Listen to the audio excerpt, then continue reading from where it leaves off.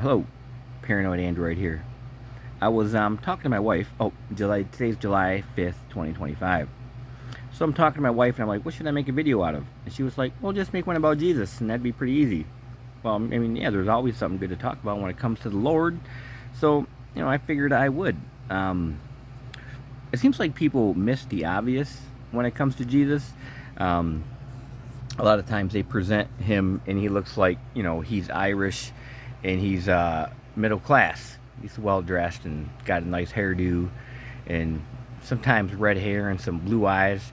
Looks like he's in a Irish Spring commercial.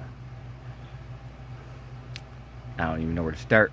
But anyway, in the Bible, for a reason, it says that you're not supposed to make any graven image of anything in heaven, I think, or on earth. You're not supposed to make any graven images. So you're not supposed to make depictions of Jesus looking like he's a middle class Irishman. But anyway, I think what it does is this takes away from who people really identified like Jesus as. Um, when Jesus was walking around and he was here on earth, he was homeless. He says the Son of Man um, has no place to lay his head. He says the fox have their holes, the birds have their nests, and the Son of Man has no place to lay his head. So Jesus was walking around homeless, and he would impose upon people and talk to them. And he said if people will accept you, then after go in their house or whatever. He said, but if they didn't, he'd have people wipe their brush the dust off their feet and depart.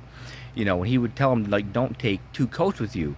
Like he would just like take one coat, and don't. I think he said don't take any money with you. Like when he sent these apostles out. So Jesus is giving these apostles instructions that when they go out, they're not supposed to go out like with a whole bunch of money and a whole bunch of like provisions. They're really supposed to rely on the Lord when they're like sent forth. So Jesus, being that example, he was homeless, right? He's like he said, the foxes have their nests or their holes, and the birds have their nests, but the Son of Man has no place to lay his head. Does that make sense? So anyway, when Jesus was walking around, he would talk about like rich people. He'd be like, this rich guy was like, how can I get into the kingdom of heaven? Jesus was like, well, sell everything that you own, and give it to the poor, and then you'll inherit the kingdom of heaven. And it said that man went away weeping, sorely weeping, because he was really rich. He didn't want to do that. So Jesus really, because Jesus, he instructed the guy to give away his worldly possessions because that's where that guy found his comfort at. Because you got to have your strength, that your security has to be in your salvation, in your faith on Christ's finished work, his death, burial, and resurrection. Does that make sense? So Jesus, being a homeless dude, he was they said he was uncomely, which means he was ugly. Jesus was ugly dude. He said he wasn't said he was a man of sorrows. So Jesus was probably prone to like depression. He's not depressed. I don't know. He was sad. Like he wept at Lazarus's funeral.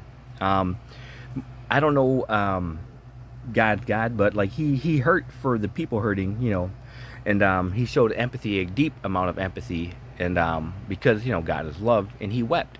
So anyway, Jesus hanging out with tax collectors and sinners and these bad guys. Supposedly, by society standards, these bad people. He didn't like. It's not like he engaged in sin. It's just that he wasn't accepted by mainstream society.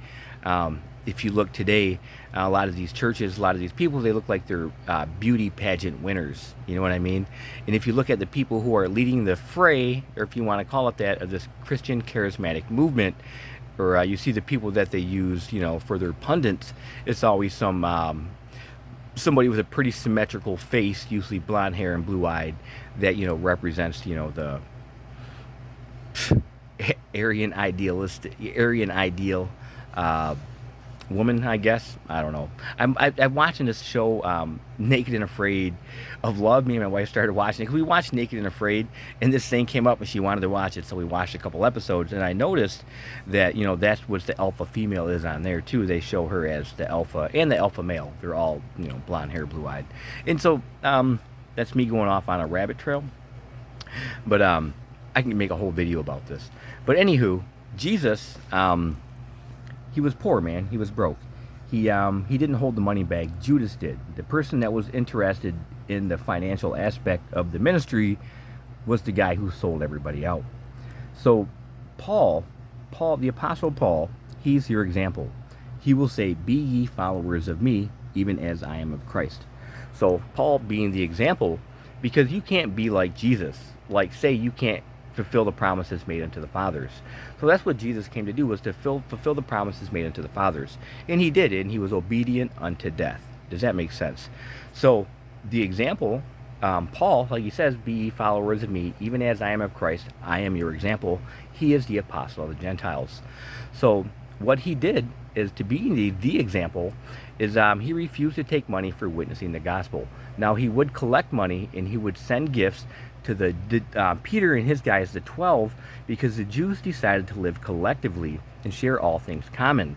And their economic system maybe wasn't working out, but a lot of people desired to make a gift to the Jewish people in Israel. Does that make sense? But Paul refused to collect money. He said he was broke, he was naked, he was beat, he was all sorts of, went through all sorts of hardships because he refused to take money for witnessing the gospel.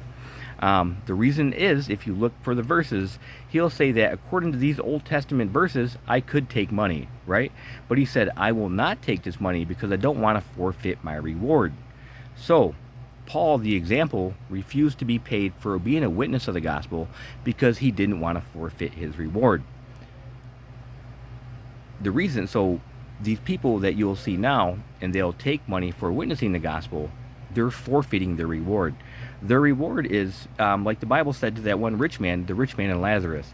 He said, you had your good life here on earth. So this is what these people, like, Kenneth Copeland and these guys that get these $1 million jets and all these prosperity gospel preachers, they've had their good time on earth, and then they're going to, they're going to have to, pay. They're going to be accountable if they didn't get reconciled. So, my short video about Jesus is just that Jesus wasn't about making money or your financial wealth. He said, God gives us each day our daily bread. We're supposed to pray for that. And there was one guy who got really rich in there, and he said, my grain houses are full, like, more or less, and he's going to kick back, and enjoy his money. And God called him a fool. He said, thou fool, this very day your life will be required of you.